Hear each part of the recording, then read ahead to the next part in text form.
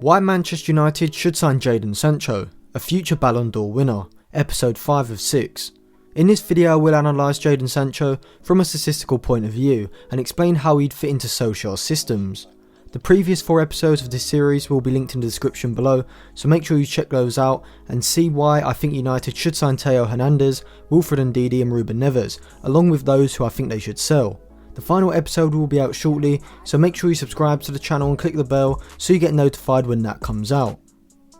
So as I specified in the first episode of this series, United need a right winger who can play on the right side of the 3 in behind the centre forward when Solskjaer uses a 4-2-3-1 shape, whilst also having the versatility to be used in a 5-3-2 or a 4-4-2 diamond as a central player, either behind the front 2 or in the front 2 himself. The player that I would sign would be Jadon Sancho from Borussia Dortmund, who has just turned 20. The fee quoted in the media to sign Sancho has been around £120 million. However, I think United could sign him for around £100 million as he only has 2 years left on his contract, so Dortmund will want to cash in on him this summer, which would reduce his price a little, as next summer his value will drop significantly with just 1 year remaining on his contract.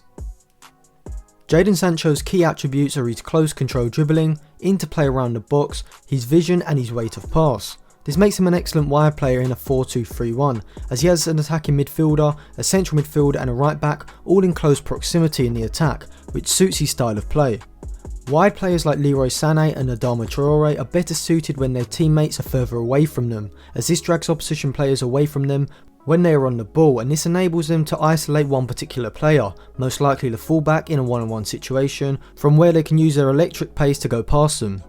Sancho's close control dribbling and excellent interplay means that when teammates are close to him, he can play short passes with them or intricately go past the opposition players. Sancho's dribbling can be seen as he's completed the 7th most dribbles in the Bundesliga this season with 2.6 per game. He also has the 4th highest expected assist rate in the Bundesliga with 0.39 per 90 minutes, behind only Thomas Müller, Serge Gnabry and Christopher Nkunku.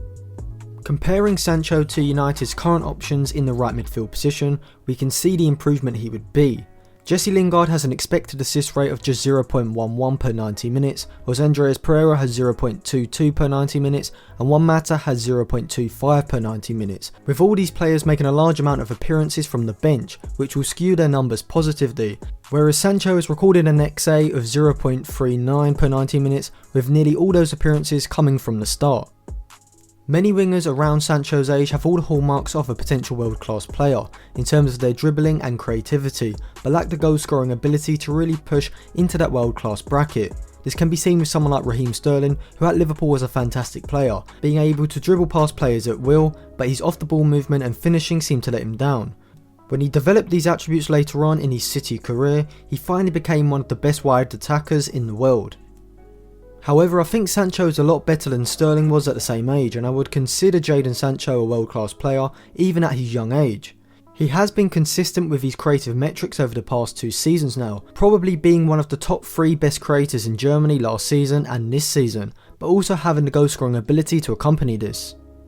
He has scored 14 goals, which is the 3rd most in the league, and 2 more than he managed in the whole of last season. What's even more impressive is that Sancho has overperformed his expected goals rate by a major 5.78 goals. This may seem like a run of goal scoring form that isn't sustainable, however last season Sancho also overperformed his expected goals rate, this time by 4.58 goals, showing that Sancho is actually a very good finisher, and that if given chances he is capable of scoring a high proportion of them.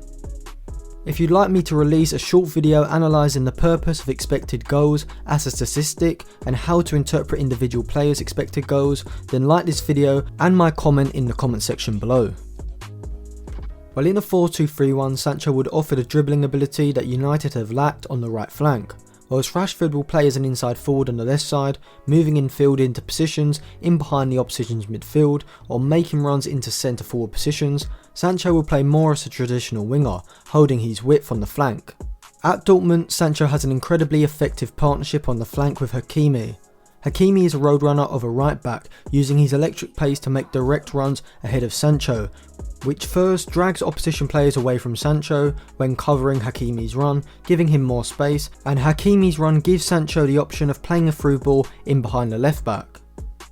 Wan-Bissaka doesn't have the same offensive ability as Hakimi in terms of his dribbling and crossing, but he can provide an overlap for Sancho, which would be the movement needed to draw defenders away from him. However, what I would look to do is have Wan-Bissaka making these overlapping runs on occasion, but play a more reserved role, with Theo Hernandez playing as a more advanced fullback on the left. Sancho can link with Bruno Fernandes and Anthony Martial on the right side, who are both excellent when it comes to playing short first-hand passes in and around the box, and this should give United an added dimension to their attack, allowing them to break down sides who sit deep around their box.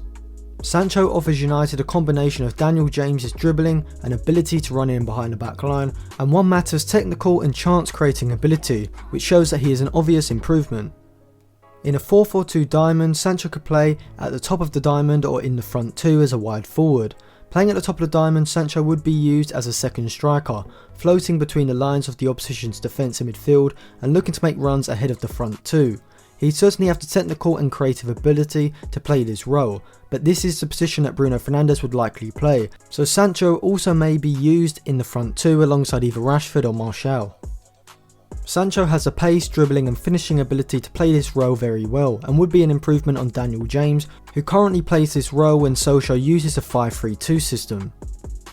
Some may say that Sancho is overpriced at £100 million, however if you look at the alternatives like Ziyech, who moved to Chelsea for 40 million, or Nicolas Pepe, who moved to Arsenal last summer for 70 million, I would argue that he's great value. This is because Hakim Ziyech is 26 years old and Pepe is 24 years old, whereas Sancho is just 20, which means that paying such a massive transfer fee for him isn't such a massive financial risk as it would be if he was 24 or 25. Sancho is a generational talent on the same level as Matthijs de Ligt and Frenkie de Jong, so with this opportunity arising for United to sign such a player, it seems to me that even though it would be at huge cost, it could be a masterstroke of a decision in the next few years, as PSG's signing of Kylian Mbappe looks now.